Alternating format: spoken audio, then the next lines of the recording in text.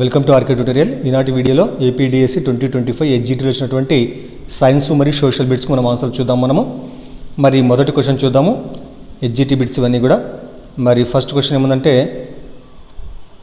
వాతావరణ మార్పులకు సంబంధించి సరైన వాక్యాలను గుర్తించండి. వాతావరణ మార్పులకు సంబంధించి సరైన వాక్యాలను గుర్తించండి. మరి ఇందులో మనకి ఇక్కడ ఏబిసి 3 స్టేట్మెంట్లు ఉన్నాయి. ఇక్కడ చూద్దాం. ఇక్కడ మనము యుఎన్ఎఫ్సిసి ఐక్యరాజ్య సమితి వాతావరణ మార్పుల సమావేశ చట్టం 1992లో స్వీకరించబడింది. United Nations framework on climate change అనేటువంటిది ఐక్యరాజ్య సమితి వాతావరణ మార్పుల సమావేశ చట్టం 1992లో స్వీకరించబడింది. United Nation framework on climate change 1992లో స్వీకరించబడింది. ఇది తర్వాత కాప్ కాన్ఫరెన్స్ ఆఫ్ పార్టీస్ సమావేశపు అత్యున్నత నిర్ణయాధికారం విభాగము. కాప్ అనేటువంటిది కాన్ఫరెన్స్ ఆఫ్ పార్టీస్ సమావేశపు అత్యున్నత నిర్ణయాధికార విభాగం అనమాట. తర్వాత కాప్ 29 సదస్సు అజర్బైజాన్లోని బాకులో జరిగింది. సో ఇవన్నీ కూడా వాతావరణ మార్పులకు సంబంధించినటువంటి సరైన వాక్యాలు ఏమన్నా ఇక్కడ. మరి దీనికి ఆన్సరు థర్డ్ వన్ ఏబిసి 3 కూడా సరైన ఆన్సర్లు. ఇక్కడ యుఎన్ఎఫ్సిసి అనేటువంటిది ఐక్యరాజ్య సమితి వాతావరణ మార్పుల సమావేశ చట్టం 1992లో స్వీకరించబడింది. అదేవిధంగా కాప్ కాన్ఫరెన్స్ ఆఫ్ పార్టీస్ సమావేశపు అత్యున్నత నిర్ణయాధికార విభాగం అనమాట. తర్వాత కాప్ 29 అనేటువంటిది అజర్బైజాన్లోని బాకులో జరిగింది. ఇవన్నీ కూడా వాతావరణ మార్పులకు సంబంధించినటువంటి అంశాలు ఇవన్నీ కూడా. మరి తర్వాత క్వశ్చన్ చూద్దాము. క్రింది వాణిలో జాతి లక్షణాలను గుర్తించండి. క్రింది వాణిలో జాతి లక్షణాలను గుర్తించండి. మరి దీనికి ఇక్కడ స్టేట్మెంట్ ఏబిసి 3 ఉన్నాయి ఇక్కడ. మరి 3 కూడా కరెక్ట్. ఇక్కడ ఏబిసి 3 కూడా చూద్దాం. ఇక్కడ మనము అంతర సంతానోత్పత్తి సామర్థ్యం కలిగి ఉండుట. బి అనేటువంటిది ఉమ్మడి లక్షణాలను కలిగి ఉండుట. సి స్వజాతి జీవులతో మాత్రమే ఫలవంతమైన సంతానాన్ని ఉత్పత్తి చేయుట. ఈ 3 కూడా జాతి యొక్క లక్షణాలు. జాతి యొక్క లక్షణాలు మరోసారి చూద్దాము. ఏముంది ఇక్కడ? అంతర సంతానోత్పత్తి సామర్థ్యం కలిగి ఉండుట, ఉమ్మడి లక్షణాలను కలిగి ఉండుట, అదేవిధంగా స్వజాతి జీవులతో మాత్రమే ఫలవంతమైన సంతానాన్ని ఉత్పత్తి చేయుట. మరి తర్వాత క్వశ్చన్ చూద్దాము. క్రింది వాటిని జతపరచండి. మరి ఇక్కడ జీవులు తర్వాత తీసుకున్నట్టు శ్వాసక్రియ రకాలు ఇచ్చినాడు ఇక్కడ. మరి వీటికి సంబంధించిన ఆన్సర్ థర్డ్ ఇచ్చినాడు ఇక్కడ. 3, 4, 1, 2 అనమాట. మరి చూద్దాము. చేప అనేటువంటిది మొప్పల ద్వారా శ్వాసక్రియ. A3 కాబట్టి చేప మొప్పల ద్వారా శ్వాసక్రియ. మరి సెకండ్ బి ఇచ్చిన ఇక్కడ మిడత అన్నాడు ఇక్కడ. మిడత దీనికి ఫోర్త్ ఆన్సర్ కాబట్టి వాయునాళ శ్వాసక్రియ. మిడత వాయునాళ శ్వాసక్రియ. తర్వాత వానపాము సి ఫస్ట్ వన్ చర్మ శ్వాసక్రియ. వానపాము చర్మ శ్వాసక్రియ. తర్వాత డి తిమింగలం అనేటువంటిది పుపుస శ్వాసక్రియ. మరోసారి చూద్దాము. చేప మొప్పల ద్వారా శ్వాసక్రియ, మిడత వాయునాళ శ్వాసక్రియ, వానపాము చర్మం ద్వారా శ్వాసక్రియ, తిమింగలము పుపుస శ్వాసక్రియ. మరి తర్వాత క్వశ్చన్ చూద్దాము. ప్రాథమిక మూత్రం యొక్క సరైన ప్రవాహ మార్గాన్ని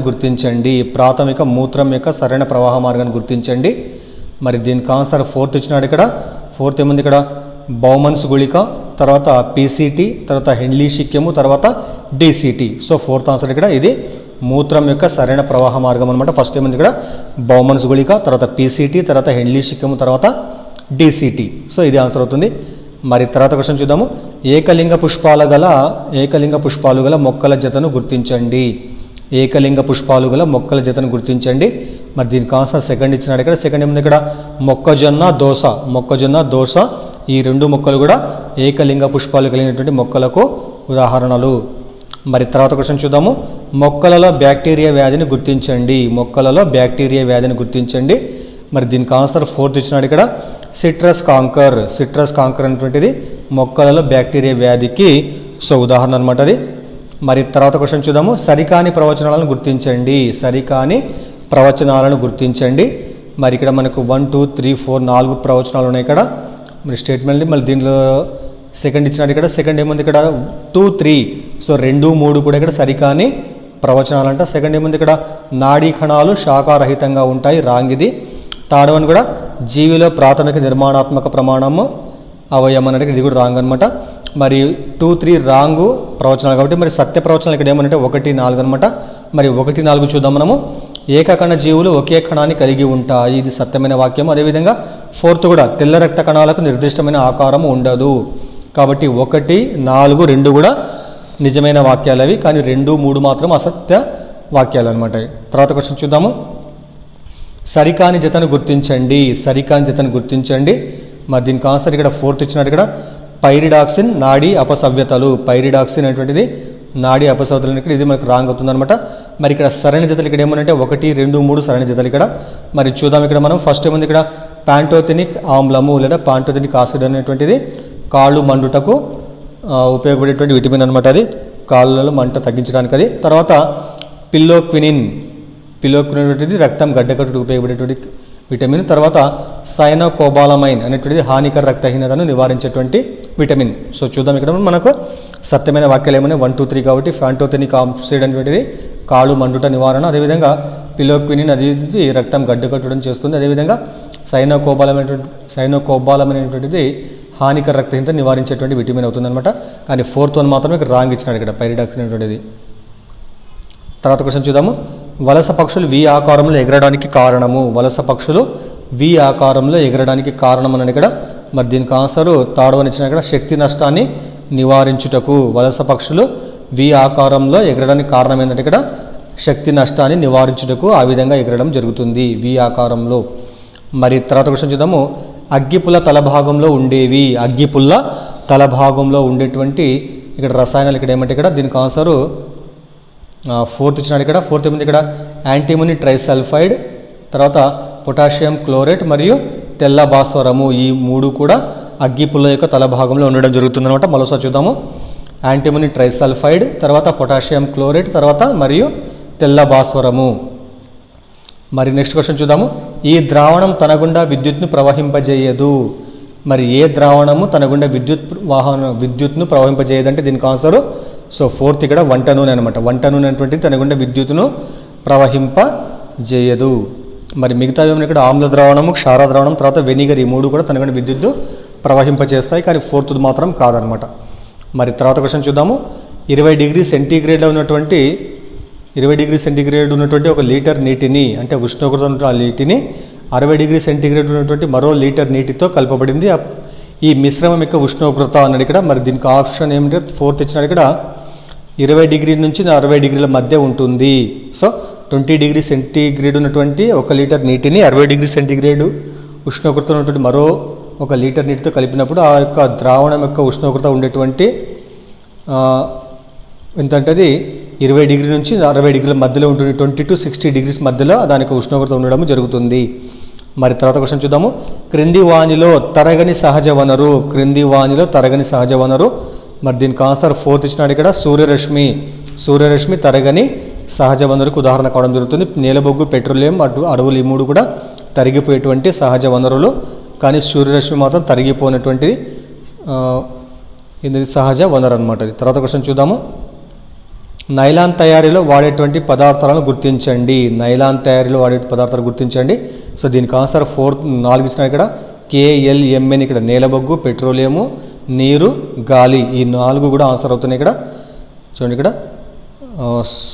నైలాన్ తయారీలో ఉపయోగించే పదార్థాలు ఇక్కడ ఏమంటే నేలబొగ్గు, పెట్రోలియము, గాలి, తర్వాత నీరు, ఈ 4 కూడా ఉపయోగిస్తారు. మరి తర్వాత క్వశ్చన్ చూద్దాము. విద్యుత్ ప్రవాహ లీకేజ్ వల్ల విద్యుత్ షాక్ నుండి మనల్ని సంరక్షించుకోవడం కోసం భవనాలలో ఇది ఏర్పాటు చేయబడుతుంది. మరి అదేమంటే దీనికి ఆన్సర్ ఎర్తింగ్ అనమాట. ఎర్తింగ్ అనేటువంటిది విద్యుత్ ప్రవాహ లీకేజ్ వల్ల విద్యుత్ షాక్ల నుండి మనల్ని సంరక్షించుకోవడం కొరకు భవనాలలో ఏర్పాటు చేయబడుతుంది. మరి తర్వాత క్వశ్చన్ చూద్దాము. మొక్కల్లో అలైంగిక ప్రత్యుత్పత్తికి సంబంధించి సరైన జవాబు గుర్తించండి. మొక్కల్లో అలైంగిక ప్రత్యుత్పత్తికి సంబంధించి సరైన జవాబు గుర్తించండి. మరి ఇక్కడ మొక్కల తర్వాత సో వాటి యొక్క పద్ధతులు ఇచ్చినాడు ఇక్కడ. మరి దీనికి ఆన్సర్ ఏమంటే ఫోర్త్ ఇచ్చినాడు ఇక్కడ. ఫోర్త్ ఏమిటి ఇక్కడ DCAB. మరి చూద్దాం ఇక్కడ మనము ఫస్ట్ వన్ మొగ్గ తొడగడము. దీనికి ఆన్సర్ ఇక్కడ ఏమంటే డి కాబట్టి ఈస్ట్ అనమాట. మొగ్గ తొడగడానికి ఉదాహరణ ఏమంటే ఇక్కడ ఈస్ట్ అనమాట.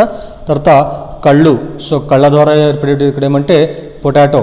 సో కళ్ళ ద్వారా జరిగేటువంటి ప్రత్యుత్పత్తికి ఉదాహరణ ఏమంటే ఇక్కడ పొటాటో. తర్వాత ముక్కలగుట వల్ల జరిగేటువంటి అలైంగిక ప్రత్యుత్పత్తి ఏ మొక్కలు అంటే అది ఫస్ట్ ఆన్సర్ కాబట్టి స్పైరోగైరాలో ముక్కలగుట ద్వారా అలైంగిక ప్రత్యుత్పత్తి జరుగుతుంది. అదేవిధంగా సిద్ధ బీజాలు ఫోర్త్ వన్ ఇక్కడ.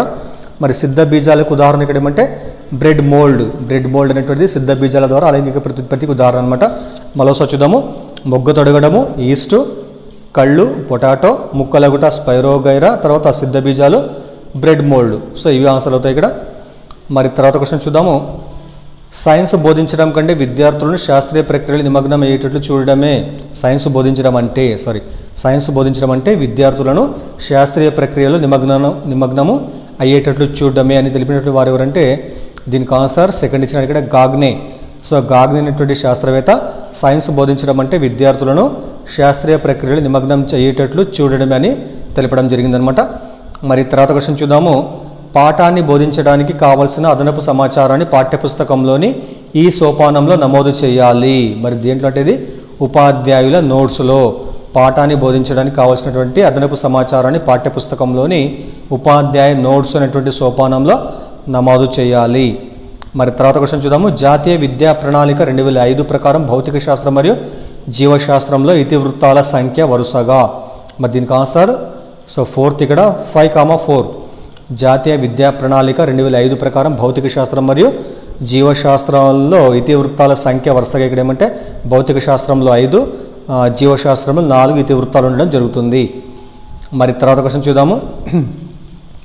క్రింది వాణిలో భావావేశ రంగానికి చెందని అంశము.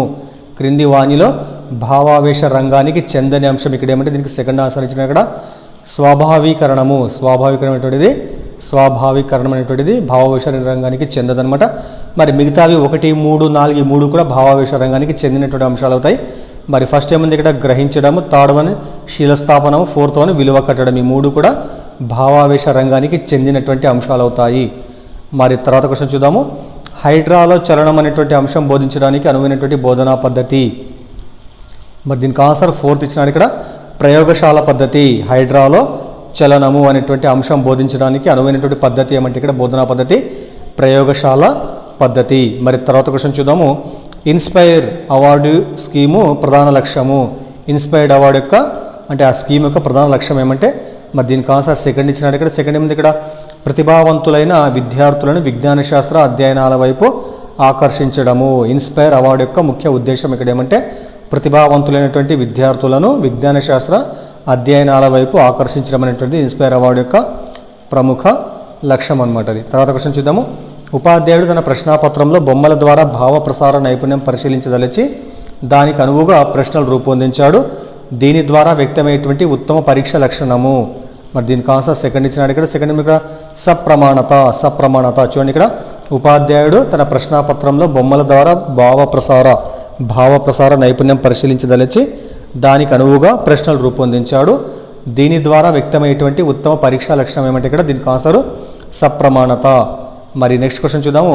క్రింది వాణిలో విద్యార్థి కేంద్రీకృత ఉపగమనానికి చెందనిది. క్రింది వాణిలో విద్యార్థి కేంద్రీకృత ఉపగమనానికి చెందనిది ఏమంటే ఇక్కడ దీనికి ఆన్సరు థర్డ్ ఇచ్చినాడు ఇక్కడ చారిత్రక పద్ధతి అనేటువంటిది విద్యార్థి కేంద్రీకృత ఉపగమనానికి చెందదనమాట. కానీ శాస్త్రీయ పద్ధతి, అన్వేషణ పద్ధతి, నియోజన పద్ధతి 3 కూడా విద్యార్థి కేంద్రీకృత ఉపగమనానికి చెందుతాను. కానీ చారిత్రక పద్ధతి మాత్రము విద్యార్థి కేంద్రీకృత ఉపగమానికి చెందదనమాట ఇది. మరి సో ఇవి సైన్స్లో వచ్చిన బిట్స్ అనమాట. తర్వాత సోషల్ బిట్స్ చూద్దాం ఇప్పుడు మనము. మరి సోషల్లో ఫస్ట్ బిట్ ఏమిటంటే ఇక్కడ భారతదేశ చిట్ట చివరి తూర్పు రేఖాంశము. భారతదేశపు చిట్ట చివరి తూర్పు రేఖాంశం ఎంత అంటే ఇక్కడ దీనికి ఆన్సర్ ఫోర్త్ ఇచ్చినాడు ఇక్కడ 97°25' తూర్పు రేఖాంశం అనమాట. భారతదేశపు చిట్ట చివరి తూర్పు రేఖాంశం ఏంటంటే ఇక్కడ 97°25' అనేటువంటిది చిట్ట చివరి భారతదేశ తూర్పు రేఖాంశం కావడం జరుగుతుంది. మరి తర్వాత క్వశ్చన్ చూద్దాము. విశ్వం సెకనుకు ఎన్ని కిలోమీటర్ల మేర విస్తరిస్తుంది. విశ్వం అనేటువంటిది సెకనుకు ఎన్ని కిలోమీటర్ల మేర విస్తరిస్తుంది అంటే ఇది మరి దీనికి ఆన్సర్ థర్డ్ ఇచ్చినాడు ఇక్కడ 70 కిలోమీటర్స్ అనమాట. విశ్వము 1 సెకనుకు 70 కిలోమీటర్ల మేర విస్తరిస్తున్నది. మరి తర్వాత క్వశ్చన్ చూద్దాము. గ్రిడ్కు సంబంధించి సరైన వాక్యాన్ని గుర్తించండి. గ్రిడ్కు సంబంధించిన సరైన వాక్యాన్ని గుర్తించండి. మరి దీనికి ఆన్సర్ ఇక్కడ ఫోర్త్ ఇచ్చిన ఇక్కడ ABC 3 కూడా స్టేట్మెంట్ అంట. మరి చూద్దాం ఇక్కడ మనము. మరి గ్రిడ్కి సంబంధించిన సరైన వాక్యాలు ఇక్కడ ఏమన్నా ఫస్ట్ ఏముంది ఇక్కడ అక్షాంశ రేఖాంశాలతో ఏర్పడినటువంటి గడుల వంటి అమరిక అనేది గ్రిడ్ అవుతుంది. తర్వాత బి ఒక ప్రదేశం యొక్క ఉనికి ఖచ్చితంగా తెలుసుకున్నట్టుకు ఉపయోగపడుతుంది. తర్వాత సి గ్రిడ్లోని సమాచారాన్ని తెలుసుకోవడానికి మొదట అక్షాంశాలను తర్వాత రేఖాంశాలను పరిశీలిస్తారు. ఈ 3 కూడా గ్రిడ్కి సంబంధించినటువంటి సరైన వాక్యాలు అవుతాయి అన్నమాట ఇవన్నీ కూడా. మరి తర్వాత క్వశ్చన్ చూద్దాము. ఈ యుద్ధం తర్వాత ఇంగ్లీష్ ఈస్ట్ ఇండియా కంపెనీ భారతీయ రాజ్యాలలో రాజప్రతినిధులను నియమించింది. ఏ యుద్ధం తర్వాత ఇంగ్లీష్ ఈస్ట్ ఇండియా కంపెనీ భారతీయ రాజ్యాలలో రాజా ప్రతినిధులను నియమించింది? మరి దీనికి ఆన్సర్ ఏమిచ్చినాడు ఇక్కడ?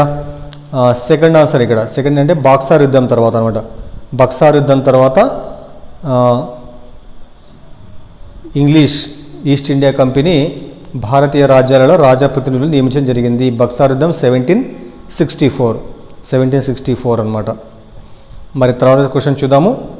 1887లో 1887లో భారత జాతీయ కాంగ్రెస్ అధ్యక్షుడు. 1887 సంవత్సరంలో భారత జాతీయ కాంగ్రెస్ అధ్యక్షుడు ఎవరంటే దీనికి ఆన్సర్ థర్డ్ ఇచ్చినాడు ఇక్కడ, బద్రుద్దీన్ త్యాబ్జీ. మరి ఫస్ట్ డబ్ల్యూసి బెనర్జీ. సో 1887లో భారత జాతీయ కాంగ్రెస్ అధ్యక్షుడు ఎవరంటే బద్రుద్దీన్ త్యాబ్జీ. మరి తర్వాత క్వశ్చన్ చూద్దాము. గీతరత్నావళి అనేటువంటి గ్రంథ రచయిత ఎవరంటే దీనికి ఆన్సర్ జయాపసేనాని గీతరత్నావళి అని గ్రంథం యొక్క రచయిత. తర్వాత క్వశ్చన్ కొత్త రకపు రాతి పనిముట్లను ఉపయోగించి మొదటిగా వ్యవసాయం చేసినటువంటి కాలము. దీనికి ఆన్సర్ ఫోర్త్ ఇచ్చినట్టు ఇక్కడ కొత్త రాతి యుగంలో కొత్త రకపు రాతి పనిముట్లను ఉపయోగించి మొదటగా వ్యవసాయము చేశారు. మరి తర్వాత క్వశ్చన్ చూద్దాము.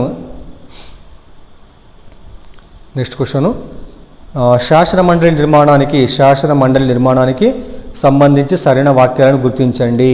శాసన మండలి నిర్మాణానికి సంబంధించి సరైన వాక్యాలను గుర్తించండి. మరి ఇక్కడ మనకు స్టేట్మెంట్లు ABCD 4 ఉన్నాయి. మరి ఇందులో సరైనది ఏమంటే ఇక్కడ థర్డ్ ఇచ్చినాడు. థర్డ్ ఏమంటే ఇక్కడ ACD ఈ 3 కూడా సరైనవంటే ఇక్కడ, మరి B మాత్రం కాదంటే ఇక్కడ. మరి ఫస్ట్ ఏమని చెప్పండి ఇక్కడ 1/3 సభ్యులు స్థానిక సంస్థలచే ఎన్నుకోబడతారు, సరైన అంశం ఇది. తర్వాత C కూడా సరైనదే కాబట్టి 1/12 సభ్యులు ఉపాధ్యాయ నియోజక వర్గాలచే ఎన్నుకోబడతారు, ఇది కూడా సరైనది. తర్వాత D కూడా 1/3 సభ్యులు శాసనసభ సభ్యులచే ఎన్నుకోబడతారు, కాబట్టి ACD 3 కూడా సరైనవి ఇక్కడ. మరి B ఏముంది ఇక్కడ 1/6 సభ్యులు రాష్ట్ర ముఖ్యమంత్రిచే నామినేట్ చేయబడతారు, ఇది రాంగ్ అనమాట ఇది. సో దీనికి సరైన ఆన్సర్ ఏమంటే ఇక్కడ 1/6 సభ్యులు రాష్ట్ర గవర్నర్చే నామినేట్ చేయబడతారు, ఇక్కడ ముఖ్యమంత్రి కాదు గవర్నర్ అనమాట. సో ఇంకో 1/12 ఏమంటే ఇక్కడ పట్టభద్రుల చేత నియమించబడతారు, పట్టభద్రుల నియోజకవర్గాల చేత మిగతా వారు నియమించబడతారు. 1/3 స్థానిక సంస్థలు, 1/3 శాసనసభ్యులు, అదేవిధంగా 1/6 గవర్నర్, 1/12 ఉపాధ్యాయ నియోజకవర్గాలు, అదే 1/12 పట్టభద్రుల నియోజకవర్గాల చేత నియమించబడతారు. మరి తర్వాత క్వశ్చన్ చూద్దాము. సరికాని జతను గుర్తించండి. మరి దీనికి ఆన్సర్ థర్డ్ ఇచ్చిన ఇక్కడ సత్నామీ ఉద్యమం అనేటువంటిది హరిదాస్ ఠాకూర్, ఇది సత్యం కాదనమాట. మరి ఇక్కడ చూడండి, ఇక్కడ సరైన జతలు ఇక్కడ ఏమనంటే 1, 2, 4 అనమాట ఇక్కడ. సో 1, 2, 4 ఒకసారి చూద్దాం మనము. యంగ్ బెంగాల్ ఉద్యమము. సో దీని యొక్క స్థాపకులు ఎవరంటే హెన్రీ లూయిస్, తర్వాత వివియన్ డిరోజియో యంగ్ బెంగాల్ ఉద్యమ రూపకర్తలు. తర్వాత సెకండ్ ఇచ్చినాడు ఇక్కడ రామకృష్ణ మిషన్ యొక్క రూపకర్త ఎవరంటే స్వామి వివేకానంద. తర్వాత బ్రహ్మ సమాజం ఎవరంటే రాజా రామ్ మోహన్ రాయ్. మరి తర్వాత క్వశ్చన్ చూద్దాము. నేపాల్ ప్రజలు వారి దేశానికి నూతన రాజ్యాంగాన్ని ఈ సంవత్సరంలో ఏర్పాటు చేసుకున్నారు. మరి దీనికి ఆన్సర్ సెకండ్ ఇచ్చినాడు ఇక్కడ 2015 సంవత్సరం. నేపాల్ ప్రజలు వారి దేశానికి నూతన రాజ్యాంగాన్ని 2015 సంవత్సరంలో ఏర్పాటు చేసుకోవడం జరిగింది. మరి తర్వాత క్వశ్చన్ చూద్దాము. క్రింది వారిలో 1953 రాష్ట్రాల పునర్వ్యవస్థీకరణ సంఘం సభ్యుడిని గుర్తించండి. క్రింది వారిలో 1953 రాష్ట్రాల పునర్వ్యవస్థీకరణ సంఘం యొక్క సభ్యుడు ఎవరంటే ఇక్కడ, మరి దీనికి ఆన్సర్ ఫోర్త్ ఇచ్చిన ఇక్కడ కేఎం ఫణిక్కర్ అనేటువంటి వ్యక్తి 1953 రాష్ట్రాల పునర్వ్యవస్థీకరణ సంఘం యొక్క సభ్యుడు అనమాట, ఇది సభ్యుడతని. మరి తర్వాత క్వశ్చన్ చూద్దాము. భోపాల్లో గల యూనియన్ కార్బైడ్ ఫ్యాక్టరీ ఎటువంటి ఫ్యాక్టరీ అంటే అది పురుగు మందుల ఫ్యాక్టరీ అనమాట. ఫోర్త్ ఆన్సర్ ఇక్కడ పురుగు మందుల ఫ్యాక్టరీ అనేటువంటిది యూనియన్ కార్బైడ్ ఫ్యాక్టరీ, ఇది భోపాల్లో ఉంది. మరి తర్వాత క్వశ్చన్ చూద్దాము. ఈ నగరంలో 2015 జూలై 27న డాక్టర్ అబ్దుల్ కలాం గారు విద్యార్థులను ఉద్దేశించి మాట్లాడుతూ మరణించాడు. మరి దీనికి ఆన్సరు షిల్లాంగ్, మేఘాలయ రాజధాని షిల్లాంగ్లో 2015 సంవత్సరంలో జూలై 27వ తారీఖున డాక్టర్ అబ్దుల్ కలాం గారు విద్యార్థులను ఉద్దేశించి మాట్లాడుతూ మరణించడము జరిగింది. తర్వాత క్వశ్చన్ చూద్దాము. 18వ శతాబ్దంలో ముల్ముల్ జమ్దాని నేత పద్ధతులకు ప్రసిద్ధి చెందినటువంటి నగరము. మరి దీనికి ఆన్సరు ఢాకా, బంగ్లాదేశ్ రాజధాని ఢాకా అనేటువంటిది 18వ శతాబ్దంలో ముల్ముల్ తర్వాత జామ్దాని జమ్దాని అనేటువంటి నేత పద్ధతులకు ప్రసిద్ధిగాంచినటువంటి నగరం అనమాట అది. తర్వాత క్వశ్చన్ చూద్దాము. ఇది గురునానక్ యొక్క అత్యంత ప్రగతిశీల సామాజిక బోధనలకు సంబంధించినది. ఇది గురునానక్ యొక్క అత్యంత ప్రగతిశీల సామాజిక బోధనలకు సంబంధించినది. మరి దీనికి ఆన్సర్ ఏమంటే ఫస్ట్ వన్ ఇక్కడ కుల వ్యవస్థను నిరసించడం అనేటువంటిది గురునానక్ యొక్క అత్యంత ప్రగతిశీల సామాజిక బోధనలకు సంబంధించినది. తర్వాత క్వశ్చన్ చూద్దాము. చంద్రగిరి కోటను నిర్మించినటువంటి వారు ఎవరు? మరి చంద్రగిరి కోట నిర్మించిన వారు ఎవరంటే దీనికి ఫస్ట్ ఆప్షన్ ఇక్కడ విజయనగర సామ్రాజ్య ఆధీనంలోని యాదవ రాజులు చంద్రగిరి కోటను నిర్మించడం జరిగింది. మరి తర్వాత క్వశ్చన్ చూద్దాము. తాను చూసిన సంఘటన గురించి కానీ తాను చేసిన పని గురించి కానీ తన సొంత మాటల్లో వివరించటము అనేది ఏ విద్యా ప్రమాణాన్ని సూచిస్తుంది? మరి దీనికి ఆన్సర్ ఫోర్త్ ఇచ్చిన ఇక్కడ విషయావగాహనకు చెందుతుంది అనమాట. తాను చూసినటువంటి సంఘటన గురించి కానీ లేదా తాను చేసినటువంటి పని గురించి కానీ తన సొంత మాటల్లో వివరించడం అంటే దేని కిందికి వస్తుందంటే ఇది విషయ అవగాహన అనేటువంటి నైపుణ్యం కిందికి రావడం జరుగుతుంది అనమాట. ఇది విషయ అనేటువంటి విద్యా ప్రమాణాన్ని సూచిస్తుంది అది. మరి తర్వాత క్వశ్చన్ చూద్దాము. ఈ సంవత్సరంలో పశ్చిమ బెంగాల్ శాసనసభ ఆంగ్ల భాషకు బదులు బెంగాలీ భాషను అధికార భాషగా గుర్తించింది. మరి ఎప్పుడంటే అది 1961 సంవత్సరం 1961 ఫస్ట్ ఆప్షన్. 1961 సంవత్సరం 1961లో పశ్చిమ బెంగాల్ శాసనసభ ఆంగ్ల భాషకు బదులు బెంగాలీ భాషను అధికార భాషగా గుర్తించింది. మరి తర్వాత క్వశ్చన్ చూద్దాము. సమానత్వము, సామాజిక న్యాయము, వ్యక్తి గౌరవం మొదలైన అంశాలను లింగ వివక్షత లేకుండా పాఠ్య ప్రణాళికలు రూపొందించాలని సూచించినటువంటి కమిటీ ఇక్కడ సూచించినటువంటి క్రింది వాటిలో ఏదంటే ఇక్కడ దీనికి ఆన్సర్ ఫస్ట్ ఇచ్చినాడు ఇక్కడ జాతీయ విద్యా ప్రణాళిక చట్టం 2005. సో నేషనల్ కరికులం ఫ్రేమ్వర్క్ 2005 అనేటువంటిది సమానత్వము, సామాజిక న్యాయము, వ్యక్తి గౌరవం మొదలైన అంశాలను లింగ వివక్షత లేకుండా పాఠ్య ప్రణాళికలో పొందుపరచాలని సూచించడం జరిగింది. సో ఫస్ట్ ఆప్షన్ అనమాట. మరి తర్వాత క్వశ్చన్ చూద్దాము. పాఠ్యపుస్తక రూపకల్పనకు మార్గదర్శక సూత్రం కానిది. పాఠ్యపుస్తక రూపకల్పనకు మార్గదర్శక సూత్రం కానిది ఇక్కడ ఏమంటే దీనికి ఆన్సర్ సెకండ్ ఇచ్చినాడు ఇక్కడ పిల్లలను పరీక్షలకు సన్నద్ధం చేయడం అనేటువంటిది పాఠ్య పుస్తక రూపకల్పనకు మార్గదర్శక సూత్రం కాదనమాట. మరి పాఠ్య పుస్తక రూపకల్పనకు మార్గదర్శక సూత్రాలు ఇక్కడ ఏమున్నాయి? ఇక్కడ 1, 3, 4 చూద్దాం. ఇక్కడ మనము సమ్మిళిత విధానం అనుసరించడం, తర్వాత థర్డ్ వన్ స్వీయ మూల్యాంకనానికి అవకాశం ఉండడం, అదేవిధంగా ఫోర్త్ వన్ నిరంతర సమగ్ర మూల్యాంకనం కూడా ఉండడం. ఈ మూడు కూడా పాఠ్యపుస్తక రూపకల్పనకు సంబంధించినటువంటి మార్గదర్శక సూత్రాలు అయితే 1, 3, 4 కానీ సెకండ్ మాత్రం కాదనమాట. మరి నెక్స్ట్ క్వశ్చన్ చూద్దాము. 1986 జాతీయ విద్యా విధానం సూచించిన జాతీయ మౌలిక అంశాలలో భాగము కానిది. మరి దీనికి ఆన్సర్ తాడిచ్చినాడు ఇక్కడ సుస్థిరాభివృద్ధి లక్ష్యాలు. ఇవి 1986 జాతీయ విద్యా విధానం సూచించినటువంటి జాతీయ మౌలిక అంశాలలో భాగం కాదనమాట. మరి 1, 2, 4 ఈ మూడు కూడా అందులో అంశాలు భాగాలు అవుతాయి. మరి చూద్దాం ఇక్కడ మనం భారత స్వాతంత్రోద్యమ చరిత్ర, రాజ్యాంగ బాధ్యతలు, అదేవిధంగా సమానత్వము, ప్రజాస్వామ్యం మరియు లౌకికవాదం. కాబట్టి 1, 2, 4 అనేటువంటి 1986 జాతీయ విద్యా విధానం సూచించినటువంటి జాతీయ మౌలిక అంశాలలో భాగాలు అవుతాయి, కానీ తాడు మాత్రం కాదనమాట. మరి నెక్స్ట్ క్వశ్చన్ చూద్దాము. పఠ నైపుణ్యాలలో ప్రధానంగా ఈ అంశాలు ఉంటాయి. పఠ నైపుణ్యాలలో ప్రధానంగా ఏ అంశాలు ఉంటాయంటే దీనికి ఆన్సర్ ABC 3 కూడా ఉంటాయి. మరి చూద్దాం ఇక్కడ మనం ABC ఇక్కడ ఏమంటే పటాలు గీయడం, పటాలు చదవడం, అదేవిధంగా పటాలను గుర్తించడం. ఈ మూడు కూడా పఠ నైపుణ్య అంశాలు, కానీ ఫోర్త్ D మాత్రం కాదనమాట. మరి తర్వాత క్వశ్చన్ చూద్దాము. ఇది సంశ్లేషణకు పురోగామి. దీనికి ఆన్సర్ ఫస్ట్ ఇక్కడ విశ్లేషణం అనమాట. సంశ్లేషణకు పురోగామి ఏమంటే విశ్లేషణం అవుతుంది. మరి తర్వాత లాస్ట్ క్వశ్చన్ చూద్దాం మనము. కృత్యానికి ఉండవలసినటువంటి లక్షణం కానిది. ఇక్కడ ఏమంటే దీనికి ఆన్సర్ సెకండ్ ఇచ్చినాడు ఇక్కడ బహుళ ప్రతిస్పందనలను అనుమతించరాదు. కానీ కృత్యానికి ఉండవలసినటువంటి లక్షణాలు ఇక్కడ ఏమున్నాయంటే ఆలోచనలు రేకెత్తించేలా ఉండాలి ఫస్ట్ వన్, థర్డ్ వన్ లక్ష్యాత్మకంగా ఉండాలి, ఫోర్త్ వన్ ఆచరణాత్మకంగా ఉండాలి. ఈ 1, 3, 4 ఈ మూడు కూడా కృత్యానికి ఉండాల్సినటువంటి లక్షణాలు, కానీ సెకండ్ మాత్రం కాదనమాట. సో ఇవి సైన్స్ సోషల్ బిట్స్ అనమాట. మీకు దయచేసి వీడియో ఉపయోగపడితే లైక్ చేయండి, అదేవిధంగా ఛానల్ని సబ్స్క్రైబ్ చేయండి. Thank you.